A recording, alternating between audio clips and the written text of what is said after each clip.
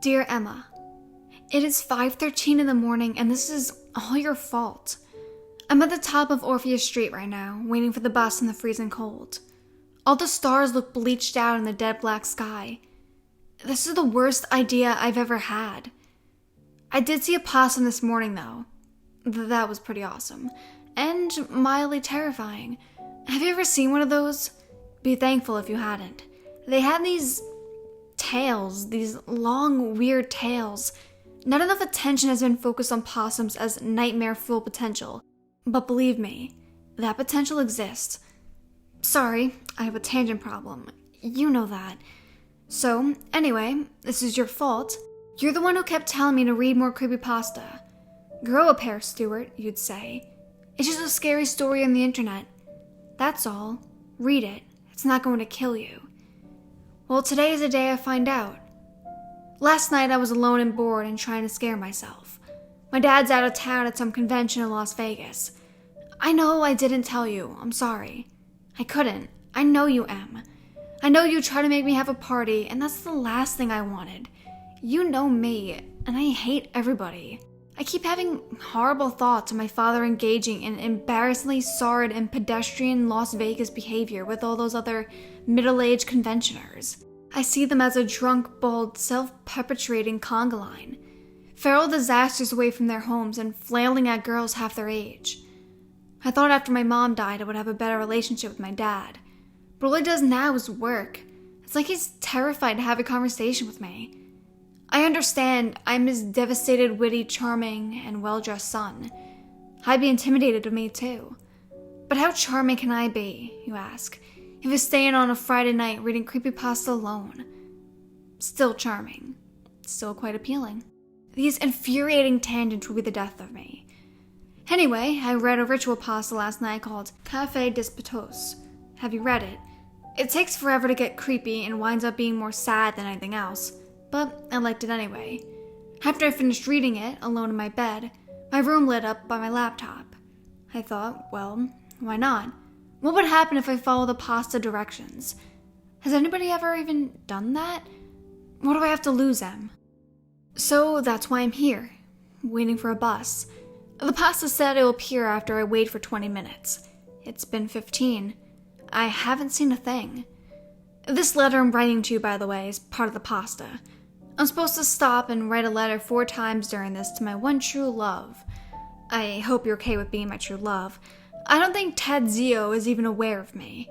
Also, he's very straight. So tragically pretty and so mundanely straight. Slides and arrows we live through this life.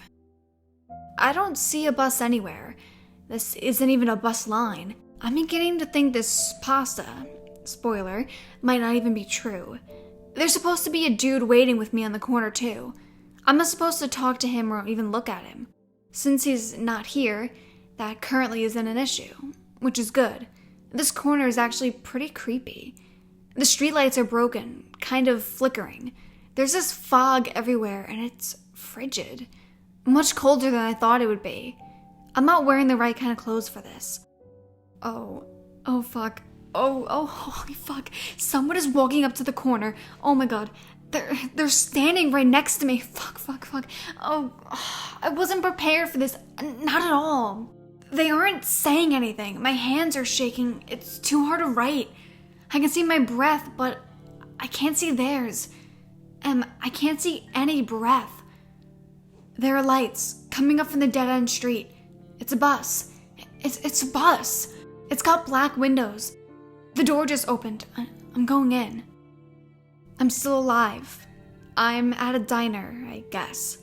It's a weird diner, like, really weird. I'm losing it, Em. This place. Let me describe the bus first. The bus. Oh, Jesus, the bus. The pasta said I wasn't supposed to talk to anybody on the bus. Not hard. The bus was a horror movie. The lights would go on and off in the aisle. When the lights were on, you could see the other passengers. I liked it better when you couldn't. There were probably 15 other people on the bus. That thing waiting with me at the bus stop didn't get on. I had to walk past it to get to the bus door. It didn't move. After I sat down in the bus, I gave the driver $1. I went to the 13th row. I followed the directions. I looked out the window. Even in the dim, not quite morning light, I could see it. It was tall and black and moved in a weird way, like all of its bones had been broken and put back together. Or maybe like it had stolen other bones and put them inside of it. I saw it crawl in the sewer entrance. I don't know how it even fit. It bent, I think. And then the bus was gone, driving through what should have been recognizable streets. But they weren't. They weren't at all. The pasta said my phone wouldn't work, and it doesn't. It just keeps telling me it's searching for a network, so I have to try to remember these bullshit instructions perfectly, and it sucks. All the ritual pastas I've ever read are blending together. I can't remember what I'm even supposed to say at this diner when they ask me for coffee. But, oh god, the bus.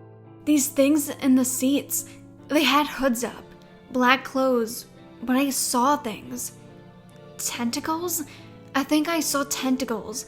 I heard gargling and one was dripping for God's sake. And the smell. The smell. The bus driver stopped twice. At the third stop, I remembered I had to get off. I didn't want to get off. I didn't want to walk by those things. I finally stood up. They all looked. I didn't. That was in the instructions. Don't look the passengers in the face. I try to forget the instructions added, if they even have one. The aisle to the front of the bus felt like miles. Maybe longer. What's a league? Is that strictly an underwater measurement? Whatever. Anyway, it took longer than forever. And then one of them said my name. Quietly. Very quietly. It said my name and my birthday. It said the name of my old dog. His voice sounded like a toy someone had left out in the rain. They all began to repeat the litany of me, all my secrets, all my stories, all my life's moments in the audacity low clatter. And I just kept going until I got to the door. I jumped out and the bus creaked away.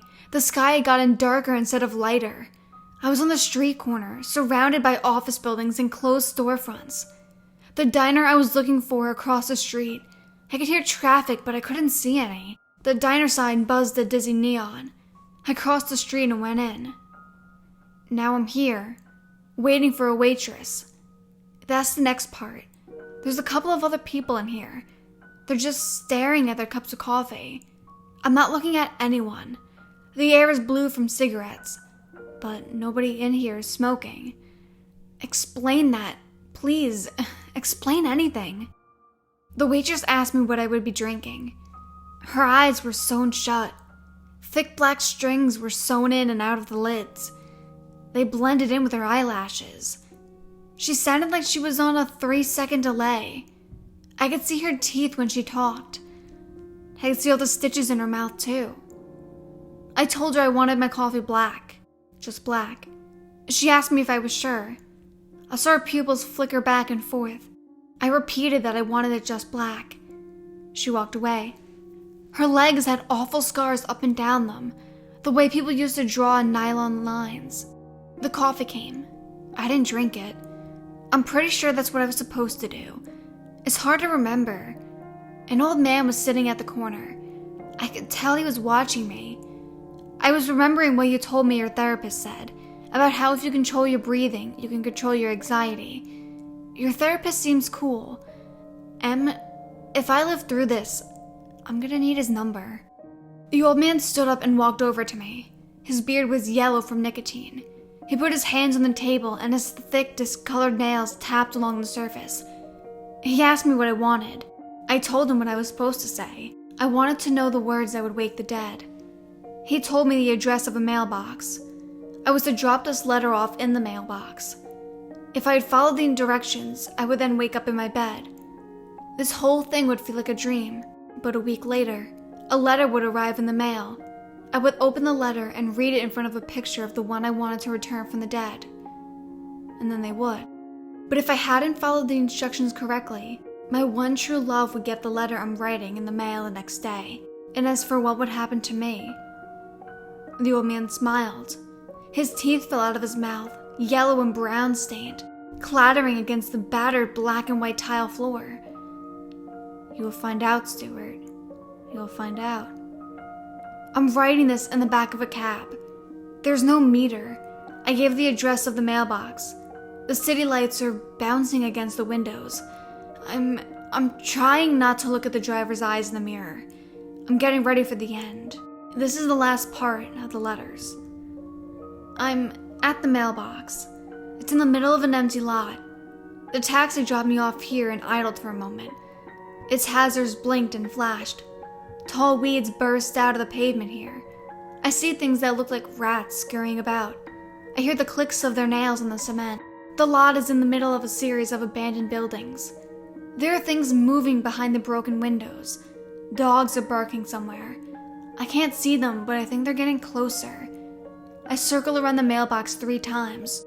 I repeat the words the pasta said 3 times. See the cruel fates recall me, and sleep hides my swimming eyes. I think it's from a poem, but when I googled it last night, I couldn't find a thing. The echoing barking from the dogs is getting closer. I'm almost done with this letter. I don't want to finish. I don't want to put this in the mailbox. I don't want to find out if I was right or wrong, if I remembered all the things I was supposed to do, if I said all the right things at the right time. Because I can't imagine if I did. I think I was supposed to say something to the cab driver. I'm worried I was supposed to do something else in the diner. Should I have sat in the 14th row on the bus as opposed to the 13th? All these parts could have gone wrong. I can see the dogs now. And I was wrong. It's just one dog. I mean, it's not a dog, not exactly.